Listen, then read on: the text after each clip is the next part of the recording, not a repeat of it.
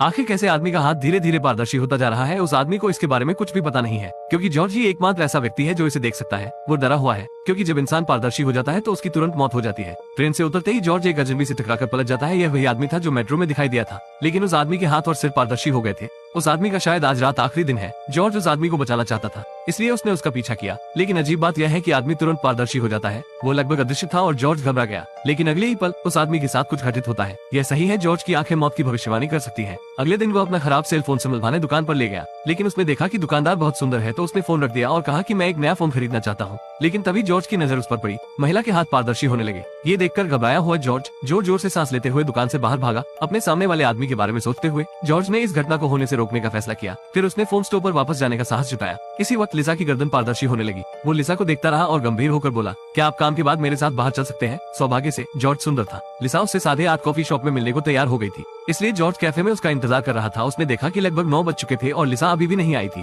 George cafe में उसका इंतजार कर रहा था। उसने देखा कि लगभग 9 बज चुके थे, लेकिन लिसा अभी भी नहीं आई थी। उसे लग रहा था कि लिसा को कुछ हो गया है। जैसे ही जॉर्ज जाने वाला था, लिसा अचानक आ गई और उसके हाथ सामान्य हो गए थे। जॉर्ज इतना उत्साहित था कि उसने लिसा का हाथ पकड़ लिया और उसे देखता रहा। यह व्यवहार लिसा को बहुत भ्रमित कर रहा था। इसके बाद जॉर्ज ने लिसा को पिछले कुछ दिनों के अपने अनुभव के बारे में बताया। फिर वो जल्दी में कैफे से निकल जाता है। अचानक जॉर्ज को अपने दिल में दर्द महसूस होने लगता है। यहाँ पता चला कि वो पीड़ित था क्योंकि उसने परमेश्वर की इच्छा का उल्लंघन किया था। लेकिन जब उसने देखा कि लिसा सुरक्षित और स्वस्थ है, तो जॉर्ज को लगा कि उसने सही चुनाव किया है। अगले दिन लिसा अखबार लेकर आ जाती है और जॉर्ज को उसकी जान बचाने के लिए उसका शुक्रिया अदा करने लगती है। तभी पता चला कि जिस फैक्ट्री से लिसा घर जा रही थी, वहाँ विस्फोट हो गया था। अगर वो उसके पास डेट पर ना होती तो आज उसके साथ दुर्घटना हो गई होती। जॉर्ज को ये जानकर खुशी हुई कि उसमें पहले होने वाली चीजों को देखने की शक्ति है, लेकिन उसे इस बात का एहसास नहीं था कि अगले दिन वो फिर से एक आदमी को पारदर्शी अवस्था में देख लेगा।